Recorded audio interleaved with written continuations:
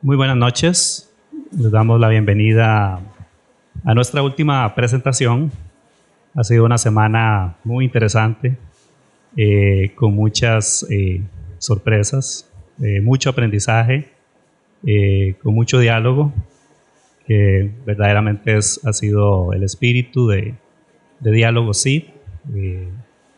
Damos las gracias a la editorial Clear por permitir esta serie de presentaciones, traer a los presentadores don Steve Martins y Julián como apoyo a las conferencias. Para aquellos que no han estado aquí en los días anteriores, permítanme explicarles un poco sobre la naturaleza del Grupo SID. El Grupo SID, Ciencia, Investigación y Verdad, es un grupo que estudia e investiga acerca de la ciencia y su relación con temas apologéticos, estableciendo un puente entre el análisis racional que nos brinda la evidencia actualizada y la información aportada por los textos bíblicos, tanto en su contenido histórico como doctrinal. Nuestro objetivo: dialogar, investigar, esclarecer y divulgar temas científicos, filosóficos y bíblicos utilizados dentro de un marco apologético. Nuestra visión es buscar luz en un mundo confundido por la pseudociencia y la religión, superando ese estado de manipulación para alcanzar niveles de mayor análisis crítico y lógico, evidenciando la complementariedad entre la razón y la fe cristiana, que generalmente fueron interpretadas como dicotómicas y opuestas. Nuestra misión: dotar a las personas en general de herramientas teóricas que les permita una postura crítica frente a la desinformación generalmente aceptada. E igualmente apoyar a las personas cristianas para que consoliden y defiendan su fe a la luz de la inerrancia bíblica y la evidencia científica y o filosófica, procurando el crecimiento general en la verdad. Como les mencionaba anteriormente, tenemos hoy el agrado de tener a don Steve Richard Martins y Julián Andrés Castaño como investigador de apoyo, para hablarles un poco sobre el antecedente o el historial académico de don Steve. Él es apologista, teólogo y conferencista, graduado en la Universidad de York University de Toronto, Canadá. Posee una maestría en apologética en Veritas Evangelical Seminary de California, Estados Unidos. Es especialista en religión comparativa, docente, conferencista y apologista titular y escritor de Ezra Institute, fundador, director y conferencista de Nicene International Ministries. También es escritor y colaborador de la Coalición para el Evangelio y la Confraternidad Latinoamericana de Iglesias Reformadas. Conferencista en la Universidad de las Indias Occidentales, Puerto España, Trinidad y Tobago. Cuenta con estudios complementarios en Christian Legal Institute de Londres y Canadá, y en el Creation College de Respuestas en Génesis, ubicada en Kentucky, Estados Unidos. Sus áreas de investigación: relación entre la razón y la fe, confiabilidad de los textos bíblicos, la relación entre Cristo y la cultura. Además, temas como el problema del mal, que es precisamente el tema que hoy vamos a tratar, comparación entre Islam, hinduismo y cristianismo, aplicación de la ley bíblica y apologética presuposicional. Por su lado, como les comentaba, el investigador de apoyo, el investigador anexo Julián Andrés Castaño Peláez. Él es un conferencista y uno de los maestros del estudio bíblico en español en la iglesia Westminster Chapel. Tiene un grado en Administración Financiera de la Institución Educativa Empresarial de Colombia, un diplomado en el Antiguo Testamento del Instituto de Expositores de Grace Community Church y está estudiando licenciatura en Teología Cristiana en la Universidad Seminario Reformado Latinoamericano. Bien, antes de darle la palabra a don Steve, quiero indicarles que nuestro espíritu como Grupo SIV, precisamente nuestro nombre Diálogo SIV, es compartir ideas, analizarlas, por lo cual después de esta presentación vamos a abrir un espacio para el diálogo, para inquietudes, para cualquier consulta que usted desee hacer relacionada al tema de hoy, el problema del mal. Y vamos a tener alrededor de una hora, un poco menos, para la presentación. Luego entraríamos en esa etapa. Usted le vamos a rogar que por favor haga sus preguntas lo más conciso posible, con el marco de respeto que es norma general de comunicación cultural y enfocándonos en el tema. Yo sé que esta semana ha habido muchos temas, de pronto a usted se le ocurren ideas que tal vez, preguntas que tal vez están fuera del tema. A veces tenemos un poco, de hecho, tiempo limitado. Y para eso estamos. Grupo SIV nos puede visitar acá en San Pedro. Aquí está toda la información de contacto. Si hay algún tema, otro tema que usted quiera consultar, por favor, en otra ocasión podemos evacuarlo. Muy bien, sin más preámbulo, le doy la palabra a don Steve para iniciar la presentación. Muchas gracias. Buenas noches. Mientras que mi tiempo aquí en la Universidad de Costa Rica llega a su fin, quiero extender un agradecimiento bien especial a los organizadores de esta charla, a Diálogo SIV y también a Editorial Clear, porque es gracias a sus esfuerzos que puedo estar aquí hoy presentando y defendiendo la verdad de la palabra de Dios y la cosmovisión que él retrata. Después de haber cubierto en mis conferencias anteriores la confiabilidad de la palabra de Dios y la exclusividad de Cristo, yo confío y espero que la base que yo he establecido pueda ayudarlo a seguir la charla de esta noche sobre el tema del mal. Y si por alguna razón encuentras algo difícil de entender, te animo que escribes tus preguntas, porque mi colega Julián y yo te contestaremos después de esta charla todas las preguntas que tienes. Quisiera que comprendan desde el principio que esto es más que una charla para mí personalmente. Hay una parte muy personal de mí en esta charla. Hace algunos años perdí a mi hermana llamada Ligia por causa del cáncer. Y fue un momento bien difícil, muy difícil para yo y mi familia. Pero yo recuerdo las sesiones de Skype que tuvimos mirando en su habitación de hospital en Portugal. Recuerdo la sonrisa en su rostro cuando recibió nuestros regalos por correo y cuando mi padre lo visitó en Lisboa por sorpresa. Y lamentamos su pérdida y para mí fue la primera vez que tuve que lidiar con una muerte tan cercana a casa. Tenemos a menudo muchas preguntas y tal vez a menudo muchos eventos trágicos en mente cuando hablamos sobre el problema del mal. Y puede ser difícil para alguien que ha experimentado una gran pérdida o una gran injusticia escuchar a alguien hablar sobre el problema del mal. Y a veces pensamos, ¿qué podría saber sobre el dolor? ¿O qué podría saber sobre la injusticia? Y hasta cierto punto puedo simpatizar con esas preguntas, porque las experiencias de la vida de cada persona son diferentes. Pero al mismo tiempo, ni un solo ser humano no ha sido afectado por el mal en nuestro mundo. En el área de la apologética cristiana, un área de mi experiencia, yo a menudo no me enfrento a un desafío filosófico cuando se presenta el problema del mal. Yo reconozco la emoción no filtrada, la indignación, el sufrimiento de alguien que ha sido tocado por él. Hay quienes intentan utilizar el problema del mal como un arma filosófica contra el cristianismo, la cosmovisión cristiana, pero nunca será un reto puramente intelectual. Es un reto personal, porque ha sido experimentado personalmente.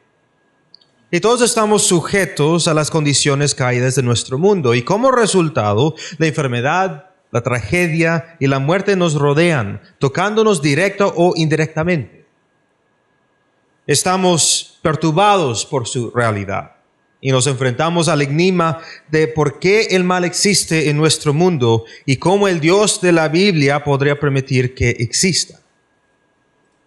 El escéptico incrédulo a menudo ha colgado su sombrero sobre esta realidad, razonando a sí mismo que si hay algo con lo que podríamos estropear el carácter de Dios, es la existencia presente del mal. Y de hecho, yendo atrás hacia la antigua Grecia, encontramos el famoso trilema del filósofo griego Epicuro. En las palabras de David Hume, un escéptico del siglo XVIII, ¿está Dios dispuesto a prevenir el mal, pero no puede? Entonces Él es impotente. Él puede, pero no está dispuesto, entonces Él es malévolo. Es capaz y dispuesto, ¿dónde entonces está el mal? Incluso podríamos mirar los comentarios de George H. Smith, quien escribió en su libro Ateísmo, el caso contra Dios. Brevemente, el problema del mal es este: si Dios sabe que hay maldad, pero no puede evitarlo, no es omnipotente. Si Dios sabe que hay maldad y puede prevenirlo, pero no desea hacerlo, no es omnibenevolente. Para dejarlo más claro, el argumento del escéptico es que o el Dios cristiano es omnipotente o es omnibenevolente, pero de ningún modo puede ser ambos. Y negar cualquiera de los dos es negar por completo al Dios del teísmo cristiano. Y no es ningún secreto que los cristianos creen que esto es verdad, la omnipotencia y la omnibenevolencia de Dios. Y esto se debe a que las Escrituras revelan que es así. Sin embargo, el escéptico cree que nuestro conjunto de presuposiciones o premisas en realidad no se unen o armonizan, sino que están en contradicción entre ellos. Voy a abordar este reto más adelante, pero por ahora quiero hacer la contraafirmación que la forma en el escéptico piensa y vive contradice lo que él dice creer. El escéptico no puede tratar al mal como un sujeto puramente filosófico. Puede escribir sobre ella filosóficamente, sí, eso es obvio, pero es mucho más que eso.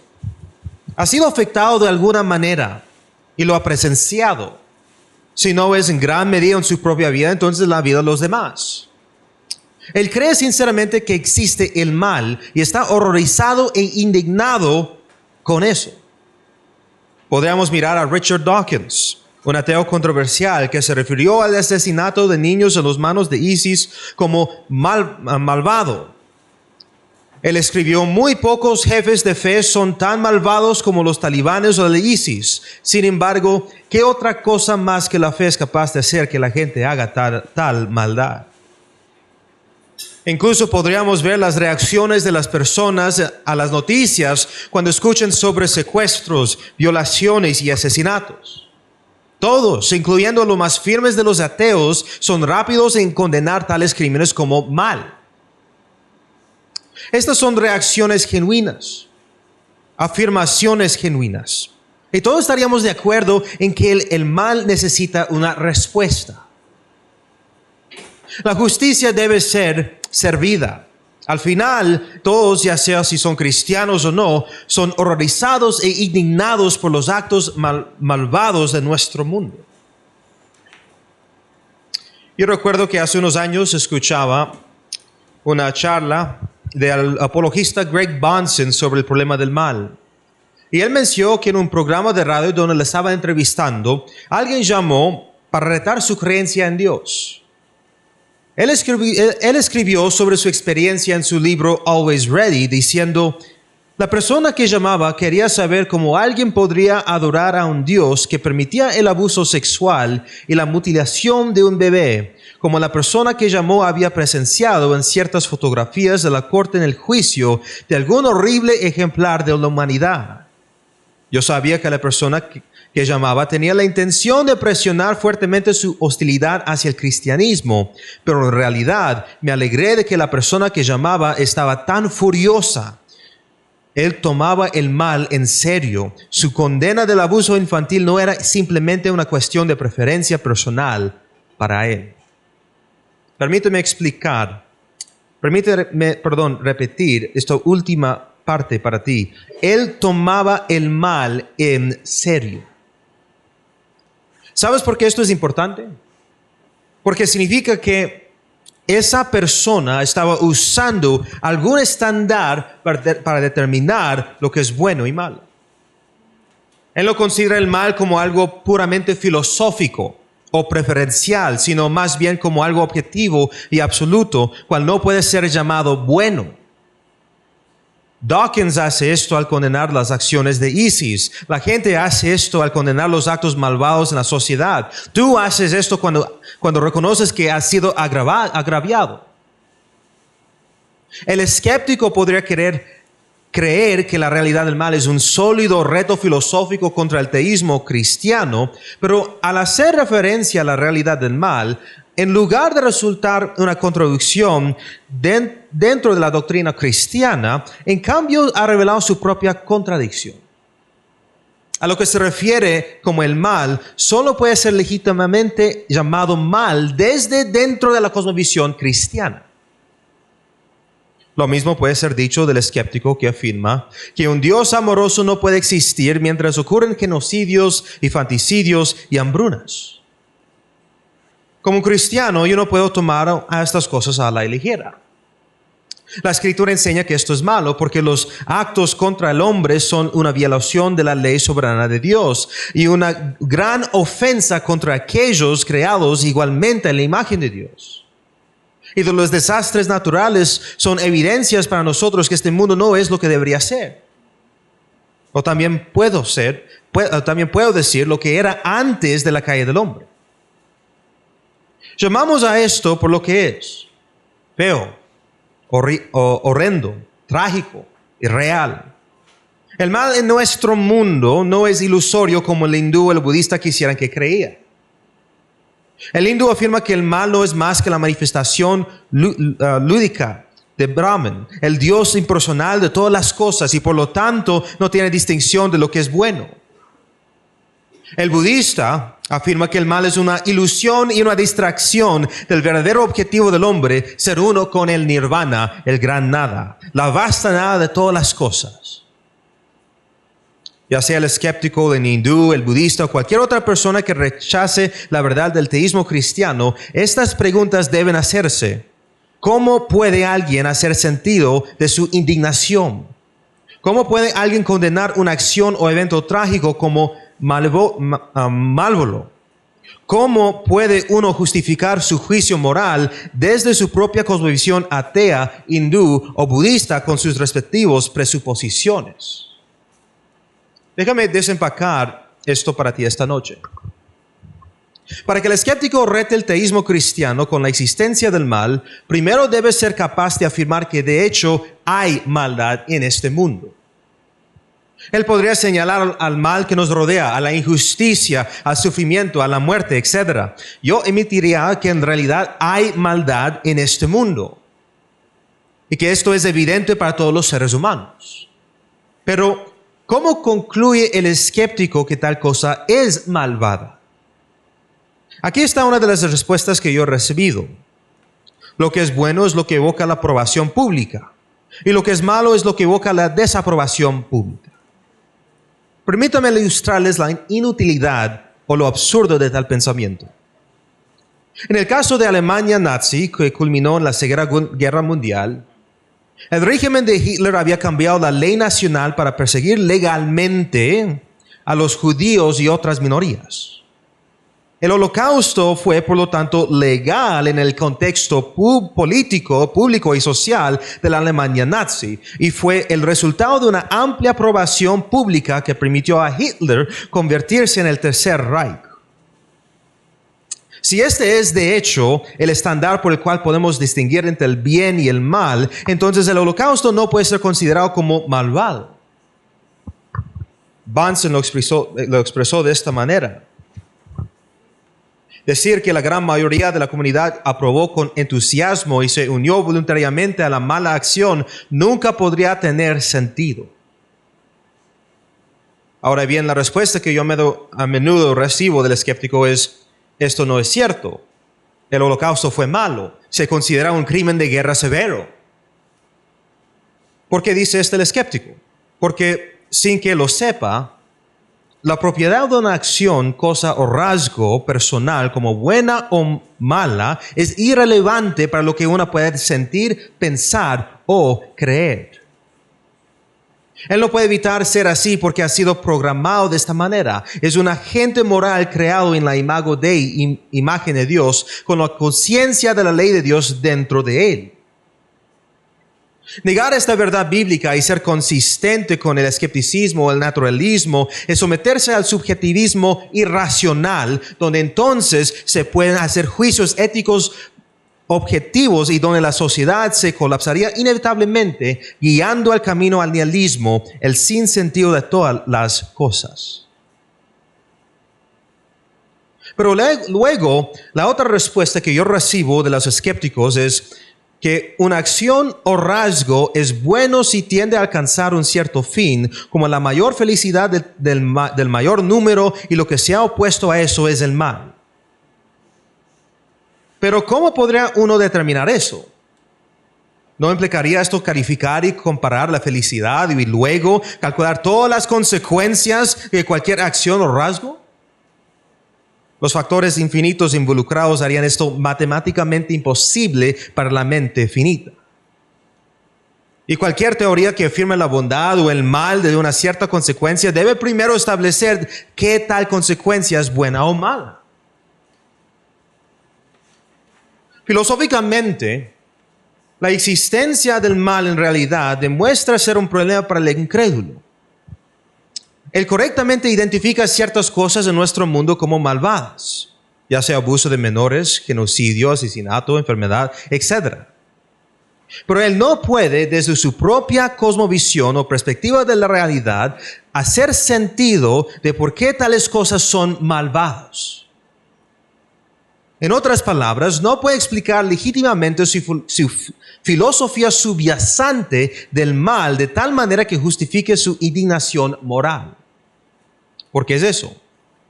Porque al eliminar al Dios del teísmo cristiano de la ecuación moral, el ateísmo o el humanismo secular introduce en su lugar una filosofía de vida de la supervivencia del más apto, donde la vida, la muerte y el sufrimiento son esencialmente insignificantes.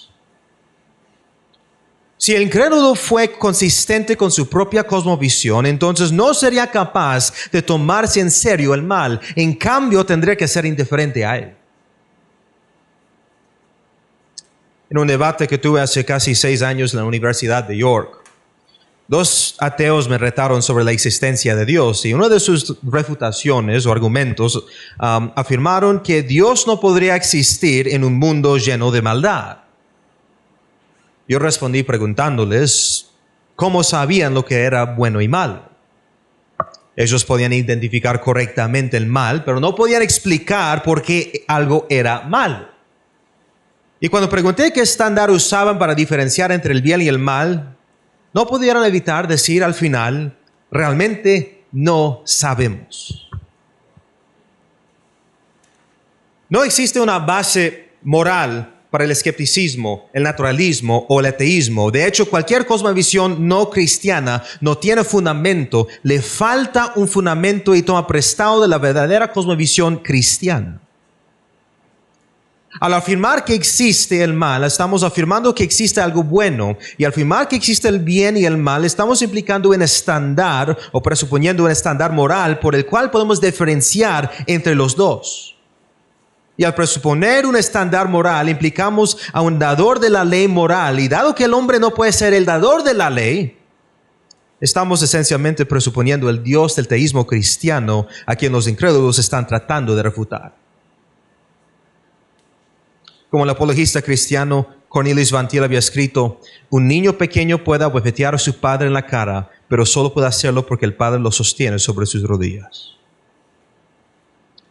Entonces, aunque el incrédulo no tiene una razón buena y legítima para considerar cualquier cosa maligna o malvado, a pesar de su apelación a la elección o sentimiento personal, que yo he demostrado ser insuficiente, el cristiano puede hacer perfecto sentido de su propia repulsión, porque su estándar se encuentra en el carácter absoluto, inmutable y carácter bueno de Dios. Como escribe Bunsen, la expresión de la indignación moral no es más que una evidencia personal de que los incrédulos conocen a este Dios en el corazón de sus corazones. Déjame decirte lo que el cristiano y el escéptico, el ateo, el naturalista, el hindú, el budista y todos los demás tienen en común. Conocemos la verdad en virtud de haber sido creados a la imagen de Dios y de estar rodeados por su revelación natural en la creación. La diferencia es que el no cristiano suprime esta verdad por su rebelión contra la soberanía de Dios. Él busca la autonomía que es ser independiente de Dios existencialmente, epistemológicamente y moralmente. Y por eso no puede evitar crear su propia cosmovisión mientras que cierra sus ojos ante el hecho de que debe tomar prestado de la cosmovisión cristiana la percepción correcta de la realidad para pensar y vivir en el mundo creado por Dios. El cristiano una vez pensó y vivió de esta manera, de algún momento en su vida, hasta que fue rescatado de su propia hostilidad, perdonado de sus pecados por la gracia de Dios y transformado en el centro de su ser por el Espíritu de Dios. Ahora, el que ha sido regenerado por Dios, y ahora sí puede ver claramente a través de la lente de la Escritura que corrige su percepción falible. Cualquier persona que niega esto y quiera afirmar la cosmovisión atea o naturalista cae en lo que se llama su propia hipocresía. Sé que este tema es un poco pesado y por cuenta de que es pesado quería mostrar un chiste aquí. Y está en inglés, pero te voy a traducir. Empezamos primero a la derecha y vamos a la izquierda. Y tenemos el hombre que está con su camisa azul y dice, como Nietzsche dijo, no, todos juntos no hay hechos morales. Como Richard Dawkins dijo, todos estamos bailando o danzando a nuestro ADN. Entonces, como lo ves, yo no creo que hay nada, ninguna cosa como el bueno y el mal. Y cuando vamos a la izquierda, dice, aló policía, me han asaltado y me han robado. Un hombre que está en rojo me dio un trompón a la cara y me robó mi cartera. A este punto yo he ilustrado la inconsistencia y la contradicción del incrédulo en respeto a la realidad del mal. Permíteme ahora responder al argumento que a menudo se formula contra el teísmo cristiano. El desafío del escéptico. Empieza, Dios es todo bueno. Segundo, Dios es todopoderoso, entonces el mal existe. Y como resultado de esas tres premisas, la contradicción debería ser evidente. El argumento es que basado en estas tres premisas, Dios no puede ser ambos todo bueno y todopoderoso porque el mal existe. Pero este argumento está enmarcado por la cosmovisión del escéptico, su percepción de la realidad y como resultado su definición de bueno, poderoso y maligno es diferente a la del cristiano. Para poder responder a este argumento necesito adoptar las mismas presuposiciones de la Escritura, lo que enseña que es verdad, y no las del escéptico. Enseña la Biblia que Dios es todo bueno. Sí, revela esto en los siguientes pasajes. Primero de Crónicas 16, versículo 34. Dad gracias al Señor porque Él es bueno, porque para siempre es su misericordia. Salmos 119, versículo 68. Bueno eres tú y bienhechor. Enséñame tus estatutos. Salmos 145, versículo 9. El Señor es bueno para con todos y su compasión sobre todas sus obras. Nahum 1, versículo 7. Bueno es el Señor, una fortaleza en el día de la angustia, y conoce a los que en Él se refugian. Y Mateo 19, versículo 17. Y Él le dijo, Jesús, hablando con un rico, porque me preguntas acerca de lo bueno. Solo uno es bueno, Dios. Pero si deseas entrar en la vida, guarda los mandamientos. ¿Enseña la Biblia que Dios es todopoderoso? Sí. Revela esto en los siguientes pasajes también. Isaías 43, versículo 13. Aún desde la eternidad yo soy, no hay quien libre de mi mano, yo actúo y quién lo revocará. Jeremías 32, versículo 27.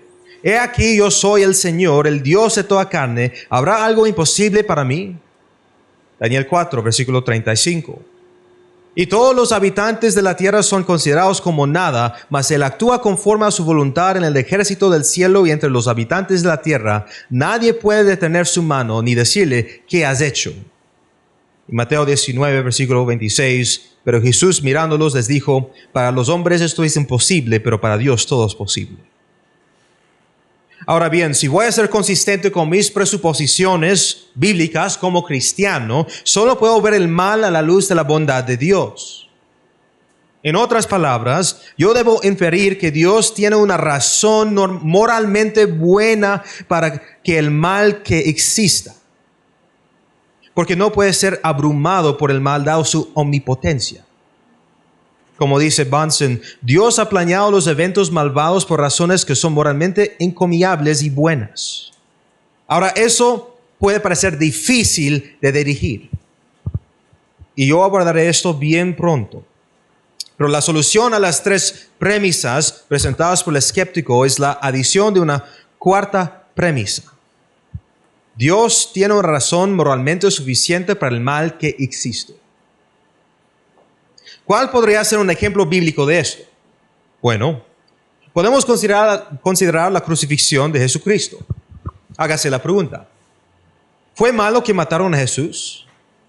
Él vivió una vida moralmente perfecta. Realizó señales y maravillas para restaurar lo que estaba quebrado, muerto y enfermo. Él fue el más santo de todos los hombres porque es el santo de los santos, la segunda persona del Dios Trino, eternamente engendrado por el Padre y de la misma sustancia que Dios. Sus enseñanzas expusieron las falsas enseñanzas de las autoridades religiosas de su tiempo y por celos de la influencia y la autoridad fue asesinado. ¿Era entonces malo el asesinato de Cristo? Sí, lo fue. Un gran mal, de hecho. Un inocente ante Dios en todos los aspectos, recibió la muerte de un criminal. La manifestación corporal de Dios fue abusada por el hombre pecador y caído. Pero Dios tenía una razón moralmente suficiente para ese mal. Era para la redención, la salvación y la renovación del hombre y la creación. Que por la muerte de Cristo Él podría servir como una sustitución de la pena de nuestros pecados, nuestras violaciones de la ley de Dios. Esto sirve como un ejemplo supremo en la Escritura en cuanto a por qué Dios permitirá que el mal siga su curso. Porque al final Dios usa el mal para un propósito supremo. Considera lo que digo. Dios usa el mal para servir a su voluntad y propósito. Él no es la causa o el origen del mal. A Abraham, quien fue acreditado como amigo de Dios, se le pidió que sacrifique a su hijo Isaac. ¿Y qué fue lo que dijo Abraham? Génesis 18, versículo 25. ¿El juez de toda la tierra no hará justicia? Esta historia en particular parece inquietante. ¿Pero permitió Dios que Abraham sacrificara a su hijo? Si conocemos la historia, no lo dejó. En cambio, lo detuvo y le proporcionó un carnero para el sacrificio de la expiación. El sacrificio de la expiación fue un símbolo profético del sacrificio en la cruz en el Nuevo Testamento. Y la imagen de un padre sacrificando a su hijo también era un símbolo profético de lo que Dios haría por la humanidad, proveyendo por la pena de nuestro pecado como Él proveyó el carnero para Abraham. El problema, como puedes ver, es que la realidad del mal no es filosófico, no es psicológico. Porque la verdad es que podríamos ser capaces de ver la coherencia de la cosmovisión cristiana como corresponde a la realidad. ¿Cómo podemos hacer sentido de la realidad desde los lentes de la Escritura? Pero luchamos emocionalmente para aceptar la realidad del mal. El libro bíblico de Job, por ejemplo, nos presenta a un hombre piadoso, bendecido, con una gran familia, buena salud y prosperidad financiera, pero de repente lo pierde todo. A lo largo del libro, Dios no le explica a Job por qué se le permite sufrir tales cosas. En respeto a la respuesta directa, Job no recibe una, Sin embargo, Dios mismo le da un amplio recorrido por las muchas maravillas creadas de Dios y explora la gran complejidad de la creación de Dios bajo su soberanía divina. Se da cuenta de que el hombre finito no puede comprender por completo los caminos del Dios infinito porque lo vemos en parte. Dios lo ve en cambio incompleto. Mientras que caminamos en nuestro mundo caído, tenemos que enfrentarnos al hecho de que Dios rara vez nos da una explicación completa de por qué algo malo puede ocurrir. Y la verdad es que Él no tiene la obligación de hacerlo. Nosotros como criaturas, llevando la imagen de Dios, somos su creación y Él es el creador. Y como dice en Deuteronomio 29, versículo 29, las cosas secretas pertenecen al Señor nuestro Dios. Ahora podrías objetar y decir, esto no puede ser. La intangibilidad de la fe cristiana depende de la conocibilidad de Dios. Pero lo que conocemos de Dios a través de su revelación, ambos en la Escritura y en la creación, es suficiente. Debemos tener en cuenta que como criaturas nunca podemos pensar en el mismo nivel que el Creador. Y entonces hay cosas que el Creador podría hacer o decir que nosotros como criaturas tal vez no comprendamos por completo. Como Dios dijo a través de su profeta Isaías. Porque como los cielos son más altos que la tierra, así mis caminos son más altos que vuestros caminos y mis pensamientos más que vuestros pensamientos. Lo que Dios ha revelado sobre sí mismo, sin embargo, deja en claro que Dios no es la causa o el autor de la miseria, el sufrimiento y la injusticia, como Él los ha definido en su palabra. Sin embargo, son parte del plan general de Dios para la historia y nuestras vidas individuales. Para el cristiano, como yo, por ejemplo, esto es emocionalmente difícil de comprender. Fue bien difícil para yo aceptar y comprender cuando mi hermana falleció. Pero los cristianos no caminan por vista como lo hacen los materialistas. No es que estamos en desacuerdo con las observaciones naturales de nuestro mundo. Sí, claramente reconocemos esto, pero no nos limitamos a solamente ver de esta manera y conocer a través de ese medio. Caminamos por la fe confiando en la revelación escrita y creacional de Dios. Para el escéptico, incrédulo o el pagano, esto es a menudo demasiado intolerable para el orgullo y la razón egocéntrica. Porque después de todo, fiel al espíritu de la autonomía pretendida o independencia de Dios que Adán y Eva buscaron, el hombre prefería servir como un juez sobre Dios que ser sujeto a y juzgado por Dios.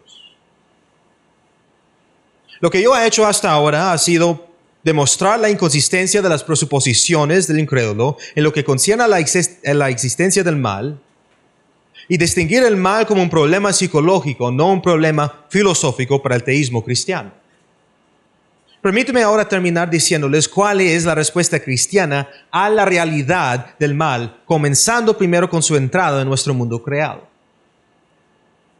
La narrativa de la creación registrada en Génesis nos dice que cuando Adán y Eva fueron creados, fueron moral y espiritualmente buenos.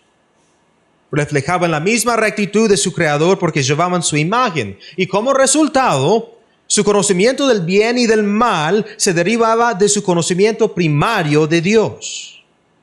Era un conocimiento derivado, no un conocimiento experimentado personalmente.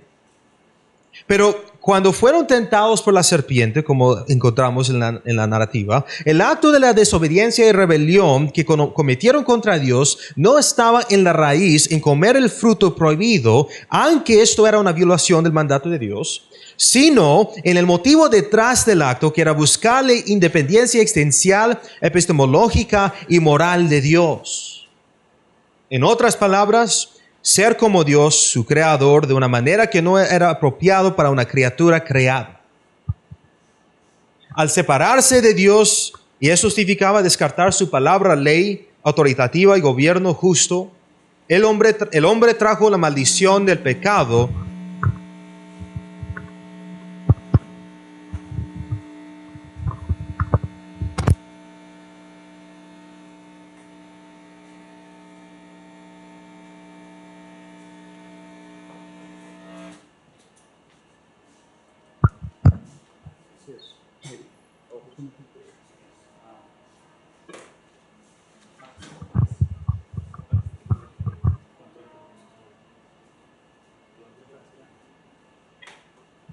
Perdón por la interrupción. Al separarse de Dios, y esto significaba descartar su palabra, ley autoritaria y gobierno justo, el hombre trajo la maldición del pecado que ha devastado el mundo con la enfermedad, la muerte y la corrupción. Se ha extendido como una enfermedad genética a todos los miembros de la raza humana, y si nos gustaría admitirlo o no, ha estropeado nuestra verdadera naturaleza humana. Como C.S. Lewis, autor de las Crónicas de Narnia, representó en su cosmología de Narnia, el hijo de Adán había abierto la puerta para que el mal corriera desenfrenado en el mundo creado. Verán, amigos, Aslan dijo, que antes de que el nuevo y puro mundo que les di tenga 7 horas de vida, una fuerza del mal ya ha entrado en él. Despertado y traído aquí por este hijo de Adán, el mal vendrá de ese mal, y cuando la raza de Adán ha hecho el daño, la raza de Adán ayudará a sanarla. ¿Pudo Dios haber evitado que ocurriera este mal en el principio? Por supuesto que sí. Fue su voluntad evitar que esto sucediera. Aunque Dios no desea que nadie lo desobedezca, su voluntad involucró que el hombre cometiera el error por su propia voluntad. Pero debemos tener en cuenta las presuposiciones de las Escrituras. Dios tiene una razón moralmente suficiente para permitir que ocurra este mal. Tal vez algún día se nos conceda el privilegio de mirar hacia atrás desde la eternidad, hacia el pasado, y discernir la maravillosa y gloriosa obra de Dios en medio y a través del mal que hemos presenciado. Pero ya sea que se nos otorgue este privilegio o no, las Escrituras dejan en claro que Dios no encuentra placer en el mal, lo odia. Y será destruido en el tiempo determinado que Él ha establecido. Él ejecutará juicio absoluto y justo, y nada hecho bajo el sol escapará de sus ojos.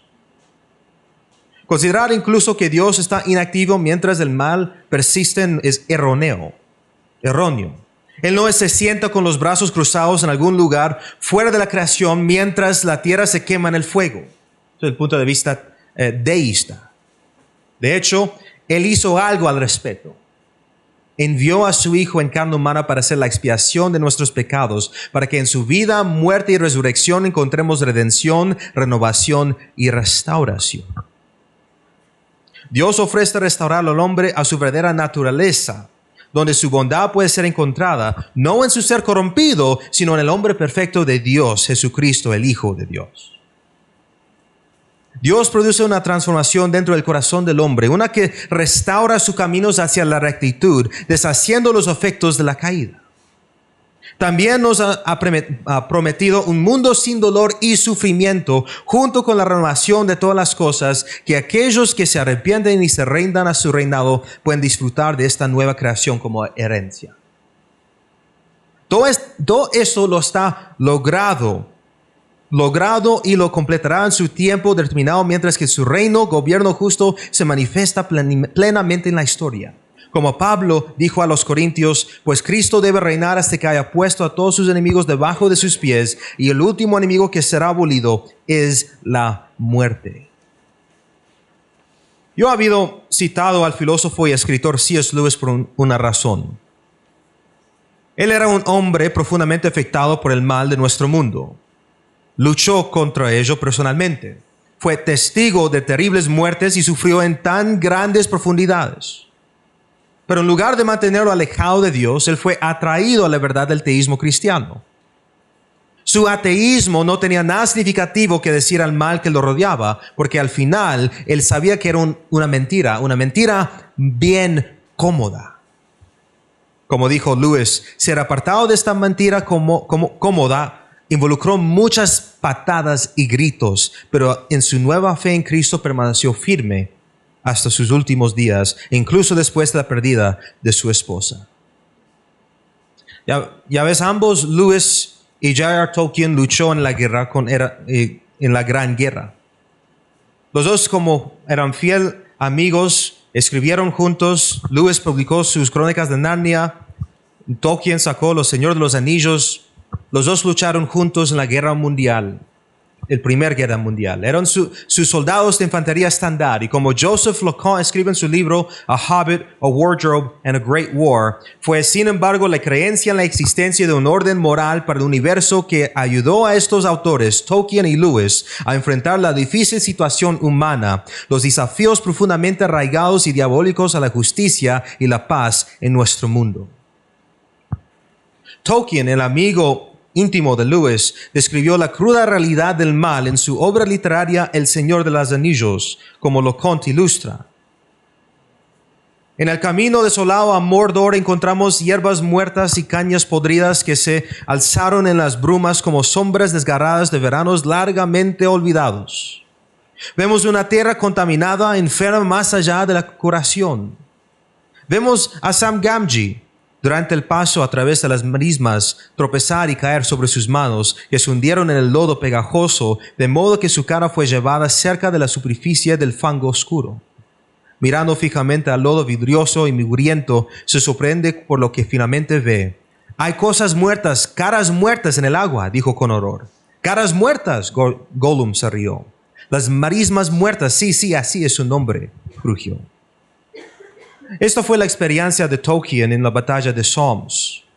La horrible experiencia de descubrir cadáveres podridos sin ser molestados, excepto por las explosiones de artillería. Fue horrible, fue espantoso, y solo sería un vislumbre de lo que traería la próxima guerra mundial. No puedo comprender cuán difíciles fueron estas experiencias para Lewis y Tolkien, pero puedo admirar y imitar su fe y confianza en Dios a pesar de todo este mal. Como Tolkien transmitió con sutileza en su narrativa ficticia, e incluso cuando estaba lejos, dijo Gandalf, nunca ha habido un día en que la comarca no haya estado vigilada por ojos vigilantes. Sí, Dios sigue en control. Él todavía es soberano, siempre lo será, y hay una razón moralmente suficiente para el mal que existe. Mientras tanto debemos confiar en Él, tener fe en Él, saber que algún día miramos hacia atrás y lo comprenderemos. Esta es la razón por la cual los cristianos, como representantes de Dios, deben brillar intensamente en medio del mal. Somos testimonios. Esto puede ser en actos de compasión, llorando con aquellos que lloran, ayudando a los necesitados y luchando por los indefensos. La Coalición Canadiense para la Reforma Bioética, por ejemplo, lucha por los que están en el vientre, protestando contra el asesinato de bebés. La Asociación de Acción Política Reformada ha estado haciendo su parte al tratar de cambiar la opinión pública y política sobre el suicidio asistido para proteger a los ancianos y a los enfermos. Compassion Canada patrocina niños en países del tercer mundo para la provisión de sus necesidades básicas. Hay muchos cristianos y grupos cristianos trabajando para combatir los males de nuestro mundo, y todos son técnicamente considerados dignos del reino.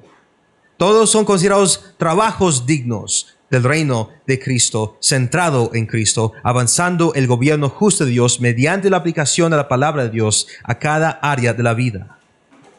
Pero todo comienza reconociendo quiénes somos frente a un Dios santo, reconociendo nuestro propio pecado, nuestra necesidad de salvación y renovación, y nuestro llamado como seres creados a la imagen de Dios, para estar sujetos a y para avanzar el reino de Dios, para que mediante el poder restaurador de Dios, el mal pueda ser destruido.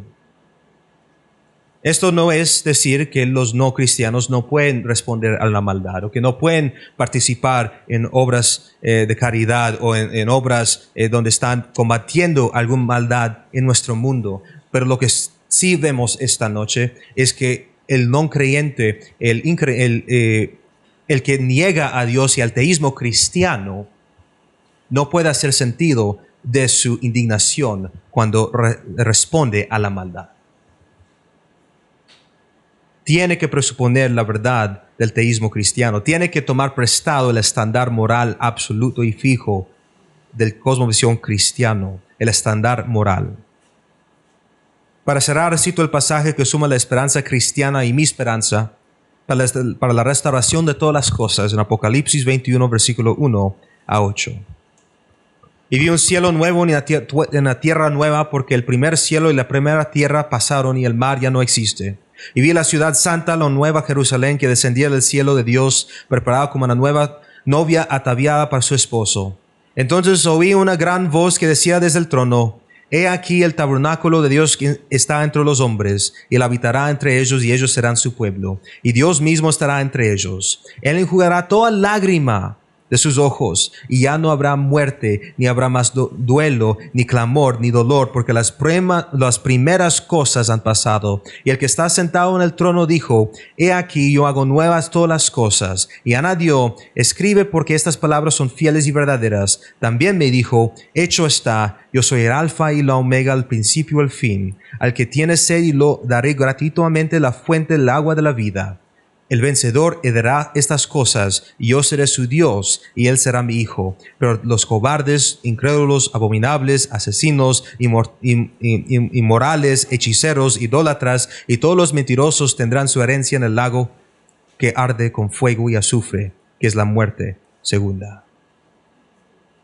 Esta es nuestra gran esperanza. Hay un final, va a haber un juicio final. Dios no se va a quedar quieto y simplemente observar la maldad. Él tiene todo planeado, y como siendo justo, perfectamente justo, va a lidiar con eso. Pero también vemos que Él nos ha dado una oportunidad de ver no solamente la verdad, sino también a responder a la verdad, de renunciar nuestra autonomía, nuestra independencia, en nuestro pensamiento o concepto que somos autosuficientes para poder depender en Él, encontrar nuestra esperanza en Él y con ser completamente satisfechos en Él, sabiendo que todo está en sus manos y que Él obra todo para su buena voluntad, que es buena y perfecta. Muchas gracias.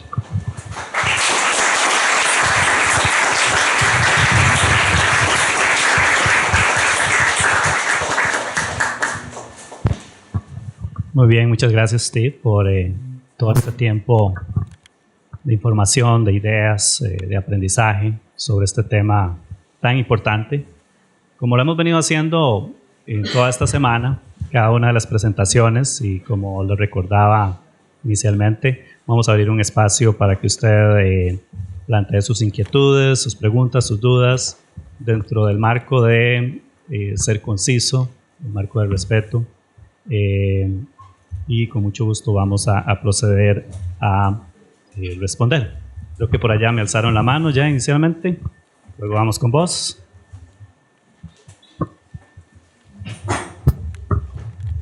Bueno, muy buenas noches. Yo me pregunto, ¿en qué momento crea Dios el mal? Y pienso que fue Dios el que creó el mal, pues Él es el creador, el que hizo todas las cosas. No podría pensar en el mal siendo creado por el diablo, por casualidad o cualquier otra razón. ¿Por qué se gesta inicialmente esto? Si vemos, por ejemplo, en Génesis, ya está ahí la tentación, ¿verdad? Cuando se relata la creación, no nos habla en ningún momento de por qué o cómo se creó el mal, sino que ya estaba ahí. ¿Y por qué, digamos? ¿Por qué existe el mal? ¿Por qué se ha creado? ¿Fue Dios el que lo hizo? ¿Por qué lo hizo? ¿No podía simplemente haberse quedado con lo bueno? ¿Cómo es tu nombre, perdón? Gabriel, muchas gracias. Quiero comenzar diciendo que nadie de esta la eternidad podrá tener todas las respuestas acerca de la paradoja del mal. Realmente es una paradoja. Hay muchas cosas que nosotros no entendemos aún como creyentes, pero hay cosas que la Biblia sí enseña con claridad, y una de ellas es que Dios no es el autor del mal. Nosotros encontramos en la escritura un pasaje como Ezequiel 28, en el cual encontramos la rebelión de Satanás.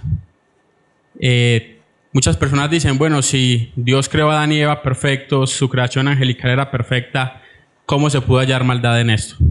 Eso es lo que nosotros encontramos como un misterio. No lo sabemos. No lo sabemos. Pero también adoptamos la verdad bíblica de que Dios no es autor del mal. Ahora, toda creación de Dios, por ser creación, no llega a ser en un estado de inerrancia. Toda la creación de Dios está sujeta. ¿Cómo creó Dios a Adán y Eva o a sus ángeles en un estado de perfección? Se llama perfección mutable. Podían pecar, podían no pecar. Y usando una frase que utilizó San Agustín, en el cual describe el proceso de la raza humana. Dice que Adán y Eva, de su estado original, podían conocer el bien y el mal escogiendo pecar o escogiendo obedecer. Y hubieran pasado de esa perfección mutable a una perfección inmutable. Entonces Adán y Eva podían pecar, podían no pecar. Los hijos de Adán y Eva no pueden no pecar. El cristiano puede pecar, puede no pecar. El cristiano glorificado no puede pecar. Entonces, si su creación, a través de la obediencia, hubiera llegado a ese estado de perfección mutable, hubiera llegado al estado de no pecado. Eso es lo que la Biblia enseña con claridad acerca del origen de la maldad. Bien. Bueno, sí, buenos días, buenas noches. Solamente para agregar, también, ¿qué creó Dios? ¿Creó robots o creó humanos? Ok, hagamos la analogía. Tengo una novia. ¿Cómo le demuestro que la amo? Porque le soy fiel a esa novia y he decidido amarla y no cambiarla por otra. Perfecto. Y se muestra el amor. Ok. Ahora, esa es la analogía. Ok, ahora, Dios no quería robots. Lo que quería era gente libre, en perfecta libertad, que pudiera decidir amar. Igualmente creó a Lucifer en ese momento en perfecta libertad para decidir si ir en contra de él o con él. Para agregar, en cuanto... Sí, más que todo eso. Entonces Dios creó a alguien libre y no a robots con algoritmos que solo tuvieran una opción. Porque en el momento que hay libertad, no hay libertad de amar, no hay amor. Gracias. Yo quería hacer un comentario. El mal no tiene existencia ontológica, su existencia es epistemológica, es decir, es un concepto. Dios no creaba exactamente conceptos, creó seres libres, seres que podían decidir, como decía anteriormente el compañero, pero el mal ni siquiera tiene una existencia ontológica. Los conceptos son esencialmente creados por seres humanos. Entonces, el mal en sí mismo es una idea, igual que el bien es una idea. Y lo que sí tiene existencia ontológica son los seres, como en el caso de Lucifer, en el caso de los ángeles, en el caso del ser humano, en el caso de las plantas, pero ellos no tienen libre albedrío en el caso de las plantas, sino que creó seres que eligen libremente entre el bien y el mal, lo que llamamos bien y mal, que no existe, es un concepto. Es decir, elige entre obras buenas u obras malas, nada más.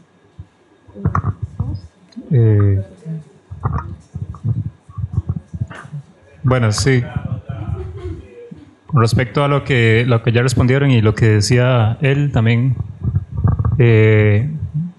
lógicamente, si a uno se le dan más de una posibilidad, en este caso, obras buenas y obras malas, están contempladas también obras buenas y obras malas. O sea, ya Dios tenía contemplado el mal, ¿no? Si no, no hubiera podido existir esa posibilidad de escoger. Sí, hay una, en cuanto a la doctrina del libre albedrío, que es una doctrina en la cual no quiero entrar para no desviar el tema de la conversación. La forma como podemos entender la existencia del mal dentro de la creación de un plan, de un Dios que es totalmente soberano y que no cae un cabello de nuestra cabeza sin que Él lo permita, es que Dios manipula el mal sin tocarlo. Dios utiliza el mal dentro de su plan soberano, pero Él no es autor del mismo. Fue el hombre libremente, en su estado original, el que decidió rebelarse contra su creador. Y una vez que esa maldad entra en el mundo, que ya sea parte del plan eterno de Dios, Dios orquesta para que esa maldad termine siendo un bien superior para su gloria. Como lo vimos en el ejemplo de la exposición. El mayor mal que ha pasado en la creación, ¿cuál fue? El sacrificio del Hijo de Dios. Muchas veces hay un dicho popular, nos dice aquí se utiliza, ¿por qué a las personas buenas les pasan cosas malas? Eso ha pasado una sola vez en la historia de la humanidad. Y fue a Jesús. Porque nosotros todos merecemos muchas de las cosas que recibimos. Pero cuando Dios contempla ese mal, cuando Dios no solamente no lo tomó por sorpresa, en su plan soberano ya estaba determinado. De hecho, la Biblia enseña que Cristo, que fue el Cordero inmolado desde antes de la fundación del mundo, así que Dios no tenía un plan B. Dios desde el principio de la creación orquestó su plan así. ¿Por qué no lo podemos entender? Nuestra mente finita de un Dios infinito no puede comprender todos los misterios. La Biblia no solamente da por sentado la realidad de que es así, sino que además nos lo enseña. Las cosas secretas pertenecen a Dios, pues las reveladas a nosotros. Ahora, en los asuntos claros y cotidianos, para que conozcamos su carácter, sus atributos, su gran amor y bondad, está sumamente claro. ¿Por qué se originó la maldad? La Biblia dice que se originó en Lucifer, pero nos dice que se halló en el maldad. ¿Por qué se halló? No lo sabemos. Quiero solo hacer una aclaración antes de recibir la siguiente pregunta. Quiero dejar en claro que lo que es bueno, la bondad, el bueno no es un concepto ilusorio, tampoco es un constructo social. El bueno es real y el bueno es personal porque el bueno es Dios. Dios es bueno. Y negar eso sería negar esencialmente todos los pensamientos, todos los escritos y estudios y la historia de la iglesia, incluso San Agustín, Thomas Aquinas, etc. Entonces tenemos que tomar eso en cuenta. ¿Qué entonces la maldad? La maldad sería el opuesto a lo que es bueno. Lo que quiero decir es, la maldad simplemente es la falta del bueno, es la ausencia del bueno. Cuando no hay bueno, entonces hay maldad. Entonces, cuando el hombre fue creado originalmente en el jardín, sí, tenía libre albedrío en respecto a obedecer a Dios o no desobedecer a Dios. Pero cuando pecó, esencialmente, cuando se rebeló contra Dios, lo que pasó es parte de los efectos no éticos del pecado de esencialmente cortar y descartar a Dios como su conocimiento primario. Lo que pasó esencialmente es una reversión radical. Y eso tenemos que tomar en cuenta. Una reversión radical en que el hombre ya no era completamente justo, ahora está corrompido, ha perdido su bondad porque Dios ya no era su fuente de moralidad. No, ya no era su fuente de su ser, porque el hombre creado es esencialmente, cuando vemos su conocimiento de su ser, es derivado del Creador, porque fue creado en la imagen de Dios. Muy bien. ¿Cómo íbamos en orden?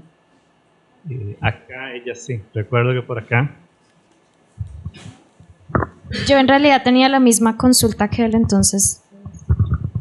Sí, yo nada más es un comentario y él ya lo acaba de responder lo que usted acaba de decir, porque realmente sí es esa ausencia de maldad, porque entonces sería una contradicción. Yo entendí lo que dijo Marisela del no existe, eso sí lo entendí, pero realmente es que su naturaleza es ser bueno, no podría contradecirse, ¿verdad? Y más bien la maldad es corromper ese propósito, que es una traducción para pecado, realmente, porque a veces se sataniza mucho esa palabra, y realmente si usted analiza qué es el pecado, es corromper el propósito de las cosas. Cuando no conoce el uso de algo, empieza a abusar. ¿El alcohol es malo? No, pero abusa de eso y se corrompe el propósito.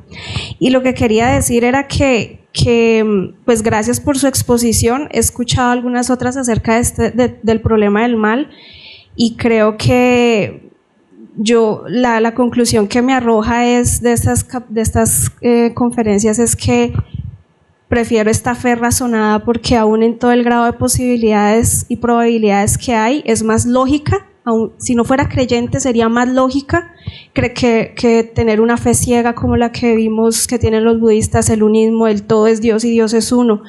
Y a veces se endiosa a ciertos filósofos, y si bien es cierto, creo en su capacidad porque le fue dada por un creador que es inteligente. No en vano muchos de sus discípulos se suicidaron porque era un vacío tan profundo de la existencia, y estamos en medio de un mundo donde estamos siendo exitosos en la tarea equivocada, o sea, no estamos cumpliendo el propósito, estamos fracasando. Y por último, lo que quería decir era que estamos en una sociedad donde queremos tener los privilegios sin asumir las responsabilidades, y para mí esa es una premisa importante dentro del problema del mal. Como tu chiste era como no me importa qué piense cada uno, si quiere creerse oso panda, no me importa, pero en el momento en que yo sí puedo distinguir que me robaron, ahí sí quiero tener el privilegio de ser guardada, pero no asumir la responsabilidad de definir que esto es bueno y malo. Entonces, no, era eso. Muchas gracias por esa exposición, porque creo que a veces dentro del mismo cristianismo nos hemos quedado cortos explicando preguntas fundamentales que se hace la gente inteligente. Y esa pregunta que hizo él, yo me la hice mucho tiempo, y mi conclusión es: Dios hizo gente inteligente. los hizo pensantes, lo que él decía de no ser robot. Y en su pensamiento, ¿por qué no pensar que ellos tuvieron la capacidad, Luzbel, ahora Lucifer, tuvo la capacidad de pensar y razonar como lo estamos haciendo nosotros?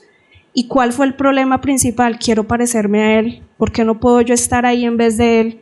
Y eso es lo que hacemos hoy día. Pero aquel, ¿por qué está ahí y yo no? Porque se pagó un precio que tal vez usted todavía no ha pagado, ¿verdad? Entonces, ese era un comentario ahí. Suma.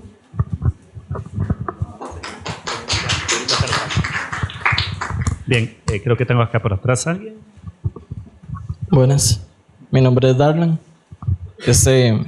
Según entendí, entonces, por ejemplo, es curioso porque es un comentario primero y después viene la pregunta, a ver si me sale. La materia puede ser creada, sin embargo, lo contrario a la materia sería un espacio vacío. Pero esta no debe ser creada o no puede ser creada. No podemos crear el vacío. La luz, sin embargo, puede ser creada, pero la ausencia de la luz sería la oscuridad, no puede ser creada. Así se podría definir entonces la bondad y la maldad. La bondad es creada por Dios, sin embargo, la maldad no puede ser creada, pero puede ser usada a nuestro favor, así como la oscuridad puede ser usada a nuestro favor, o el espacio vacío para ya sea movernos o cosas así. ¿Se podría definir eso como de esa manera? Sí, no es una analogía, diré, perfecto, pero sí, diré que eso es una buena reflexión y analogía para entender el concepto del bueno y el malo y las calidades.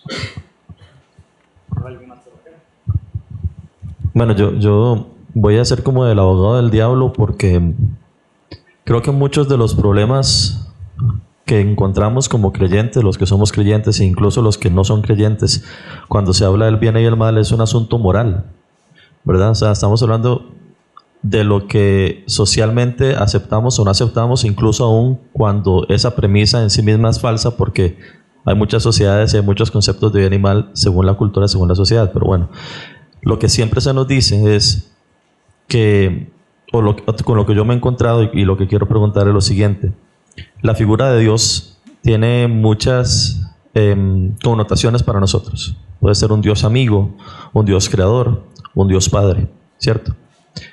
Dios como padre lo asumimos, ¿verdad? Nosotros nos hace a los que, según dice la Biblia, aceptamos a su Hijo como Señor y Salvador, nos hace sus hijos.